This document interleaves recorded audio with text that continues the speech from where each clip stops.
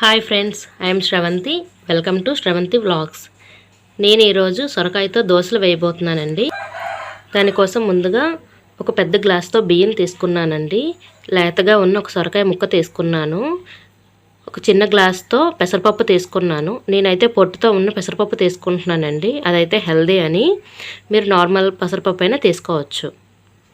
ఈ బియ్యం పెసరపప్పు కలిపి ఒక 6 hours నానబెట్టుకోవాలండి. ఇదిగోండి, ఒక బౌల్లో వేసి ఈ విధంగా నానబెట్టుకుంటున్నాను. ఈలోగా నేను సొరకాయ ముక్కలు అనేవి కట్ చేసి పక్కన పెట్టుకుంటున్నానండి.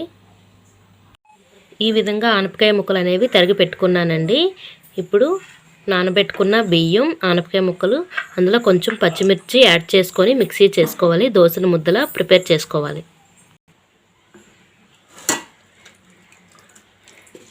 ఈ విధంగా వేసుకొని మిక్సీ చేసుకోవాలండి. కొంచెం ఎక్కువగానే నానబెట్టుకున్నాను, సో అందుకే 2 times చేసుకుంటున్నాను నేను.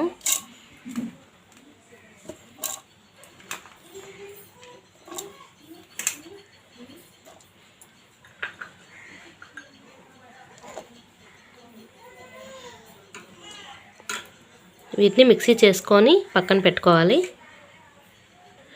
స్టార్టింగ్లో వాటర్ వేయకుండానే మిక్సీ చేసుకోవాలండి, ఎందుకంటే సొరకాయ ముక్కల్లో వాటర్ కంటెంట్ ఎక్కువ ఉంటుంది కనుక. సో చిన్న సాల్ట్ వేసుకొని మిక్సీ చేసుకోవాలి. ఇదిగోండి ఫ్రెండ్స్, మిక్సీ చేసేసాను. ఈ విధంగా దోశల ముద్దలా ప్రిపేర్ చేసుకోవాలి. ఇందులో 1 teaspoon జీలకర్ర వేసుకోవాలి.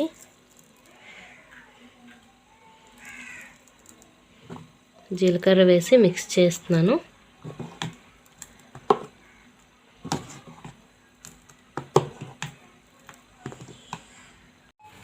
స్టవ్ ఆన్ చేసి ప్యాన్ పెట్టుకున్నానండి.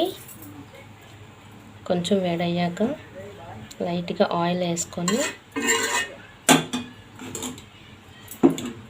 దోశ అనేది వేస్తున్నాను.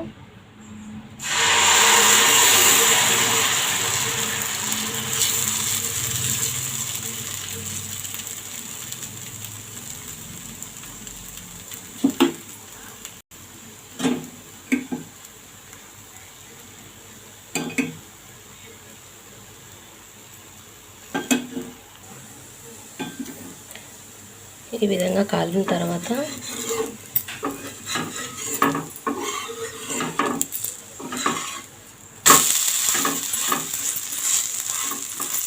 చాలా నీట్గా వస్తాయండి. పలుచగా వస్తాయి, దోశల్లాగా క్రిస్పీగా కూడా ఉంటాయి. లైట్గా ఆయిల్ వేస్తున్నాను.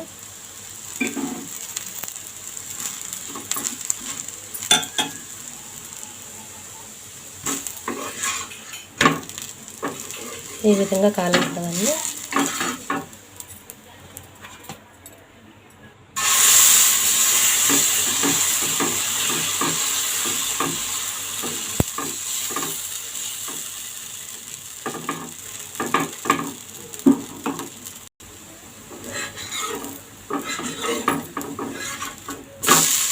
ఈ విధంగా గోల్డెన్ కలర్ వచ్చేంత వరకు బాగా కాల్చుకుంటే బాగుంటుందండి.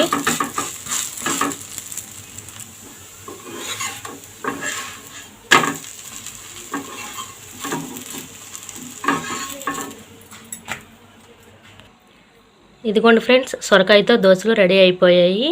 ఇవి ఏ పికిల్తో అయినా చాలా టేస్టీగా ఉంటాయి, చాలా స్మూత్గా వచ్చాయి. మీరు కూడా ఒకసారి ఇంట్లో ట్రై చేయండి.